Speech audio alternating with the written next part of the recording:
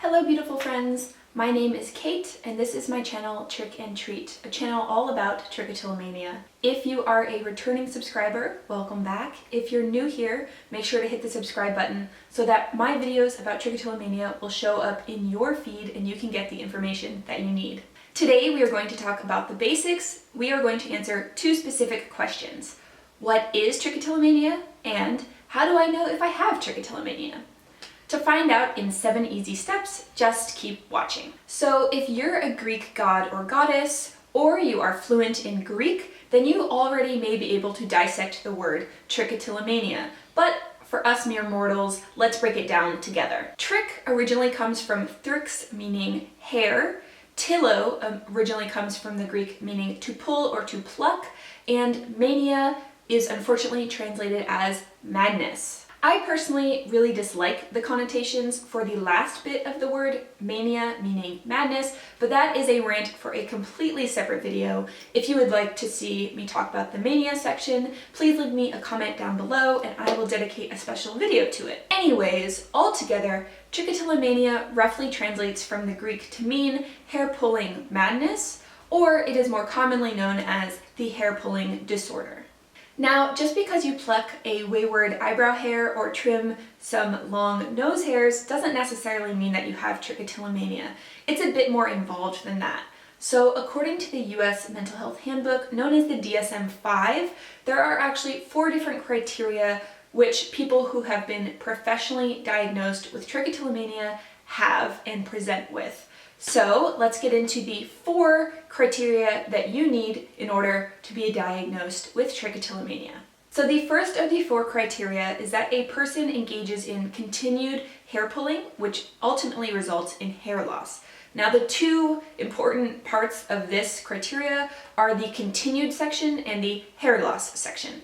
Hair pulling must be continued over time, not just sporadic. So for example, if you have a big event coming up like a beach party and you wanted to remove your leg hair and you choose to pull them out via means of wax or tweezers or whatever, that does not necessarily mean that you have trichotillomania. It needs to happen over a long period of time. The other thing is that the hair pulling needs to result in hair loss. So this could be anywhere from thinning hair to gaps to patchy hair patterns, or ultimately having no hair whatsoever and being bald. Personally, I have sometimes engaged in different levels of pulling behavior. So initially I would pull out eyebrows or eyelashes. Sometimes there would be gaps, sometimes there would be no hair at all, sometimes it would just be thin on my eyebrows or my eyelashes. And other times I have completely pulled where I have pulled all of the hair out of my scalp. And although I'm not currently engaging in pulling behavior right now, it is something that I have struggled with over time, and every single day I do think about it, and I have used other means in order to stop pulling. But it is important that it happens over time and that it results in hair loss, significant hair loss. So hair loss also doesn't always result in patches or necessarily baldness. Sometimes it can mean the thinning of the hair where it may not be noticeable. So if someone has very thick natural hair and they are pulling, then their hair might actually get thin, but it still might look completely normal to other people, even though that person knows that they have pulled out quite a significant amount of their hair. The second criteria in the DSM-5 is that the person with trichotillomania has repeatedly tried to stop or decrease their pulling behaviors. However, trichotillomania is a really complicated disorder and it isn't necessarily as easy as just stopping. For most people, the disorder is so complicated and so difficult to just stop that during these times they may really want to stop, but when they relapse, whether it's a little bit or a lot, this sends them into a negative spiral where they pull more and then eventually they get back to the point where they want to stop, and it becomes just a really vicious cycle. The third criteria is that trichotillomania causes significant distress in social situations or other settings. For example, worrying about bald spots or wearing a wig or being called out for perceived imperfections in their hair is something that really impacts a person with trichotillomania when they are leaving their home. This can actually cause people with trichotillomania to avoid such situations. So any type of social situations where they're with others, they might turn those down and stay home to avoid being looked at, stared at, or commented upon. Or when people with trichotillomania do go out and they have these perceived imperfections in themselves, they may be extremely anxious, have negative thought spirals, or even public panic attacks. This criteria may not seem like a big deal to people without the disorder, but it can radically change the person with trichotillomania's life. They may not go outside as much as they used to, they may drop out of social situations, they may stop hanging out with their friends or family for fear of being commented upon.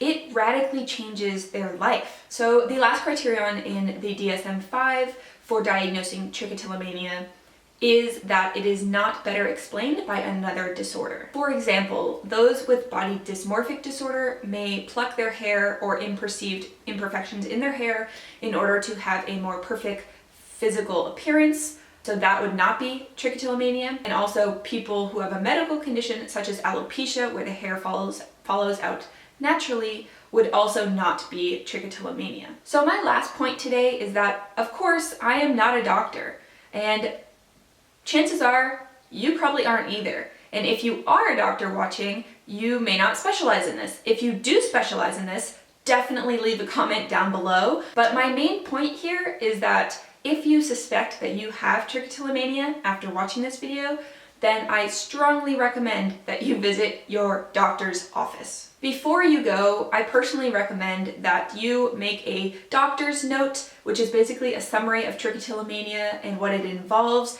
because actually not a lot of doctors may know about trichotillomania, and when you first bring it up, they may be stumped. This is not uncommon, and if you'd like to learn why that is, I can do a video on that. Leave your comment down below if you would like to see why doctors don't know about trichotillomania. But the note that you bring might actually help them diagnose you faster and get you the therapy or the medication or whatever treatment plan you decide upon with your doctor. Okay guys, that is all that I have for you today. I really hope that you found this video informative and helpful. Did this video help you in any way? Leave your thoughts, leave anything you want to say down below, and we can continue the conversation there. Don't forget to subscribe and hit the like button if you want to see more content like this, and let me know that you like this video. Just remember, no matter where you are on your trichotillomania journey, you are beautiful. I will chat to you all in another video soon. I hope that you are having a very lovely day, and I'm going to say bye for now. Bye!